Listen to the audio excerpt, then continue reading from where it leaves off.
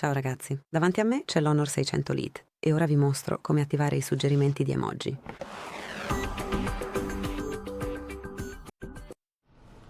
Quindi per prima cosa aprite le impostazioni, poi trovate e selezionate Sistema e aggiornamenti. Qui cliccate su Lingua e inserimento e selezionate Gboard. Ora andate su Emoji, Adesivi e GIF.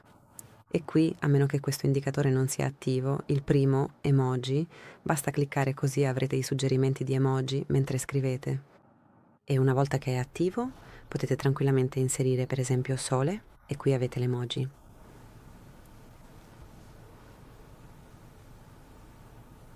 Cos'altro? Fatemi scrivere spiaggia, quindi ce l'abbiamo qui, un'onda. Ma fondamentalmente è tutto qui. Quindi, come potete vedere, ora avete i suggerimenti di emoji attivi. Grazie per aver guardato. Per favore iscrivetevi al nostro canale e lasciate un like.